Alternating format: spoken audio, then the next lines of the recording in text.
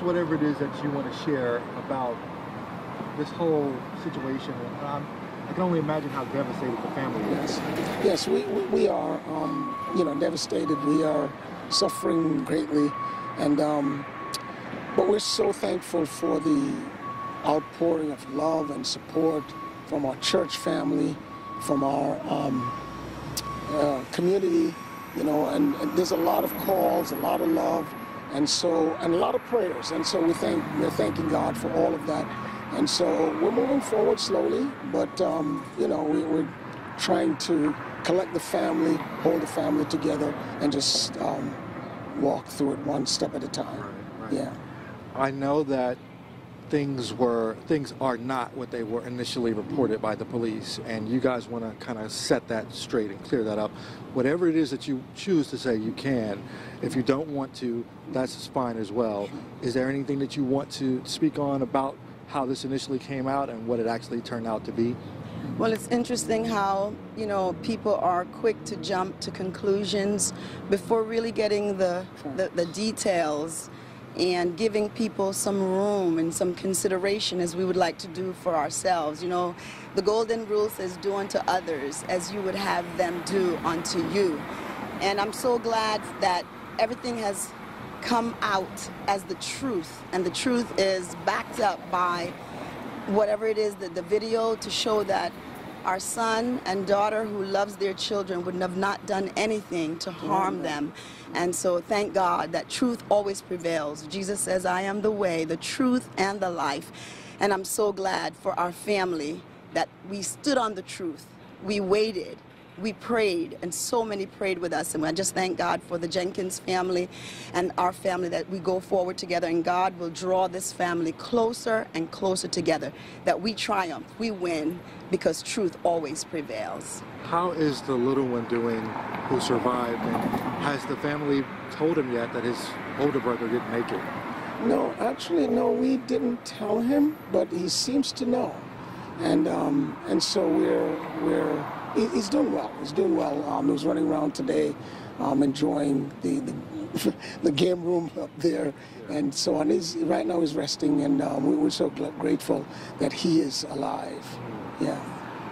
Can you put into words what this has done to the family? I mean, I can't even imagine, but I guess only a person in your shoes would understand.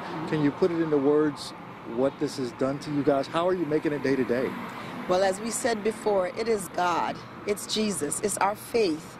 We preach the word, we teach the word, we live the word. And there are times when, you're there for others through their difficult times. And when it's your turn to go through these things, you realize that what you were teaching and sharing with others, it does work.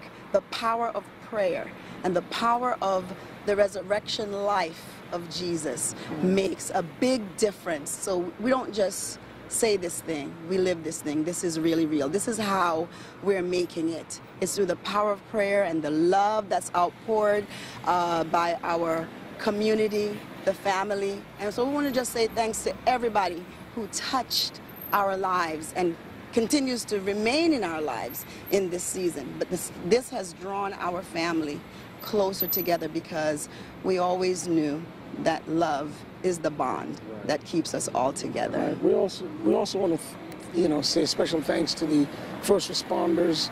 We want to thank the police department, the fire department, and all those who came out and served.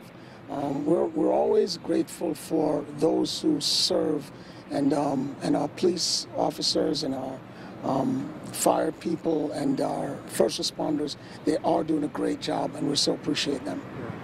How are Latoya and Dusan, how are they holding up? Well, as can be expected, this is very, very difficult for them. Yeah. But with the support of all the family and the community, friends, and just everyone who brings the support, they're getting through. And they are so pleased that the truth has come forward. And always remember, truth prevails. Yes, ma'am. Is there anything you want to say about the little one who did not make it? What is it that you guys, what kind of kid was he? Yeah, he was such a huggy, loving kid. Oh my God, he's got the greatest smile. And he was so protective of his little brother. He was always trying to help him out. You know, Dee Dee, how you doing? How you feeling? Oh, and then he does it to us too. Mama, how you doing? Papa, how you doing? You know, and he's such a lovely kid, and then we miss his great smile. Anything Yes, you'll miss as well? yes.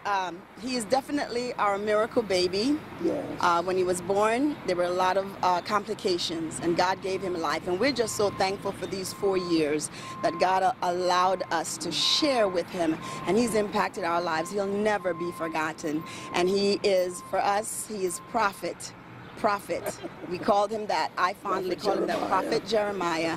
And truly, God has a plan for his life, and we trust God in all of this. As difficult as this is for us, we trust God that the greater plan, the greater good, the greater purpose will be what is worked out. And so his love, we will always keep him in our hearts. And we know this one thing, we will see him again. According to our faith, we will be joined. He's with his great-grandmother, his great-great-grandmother, and he's having a ball in the presence of Jesus.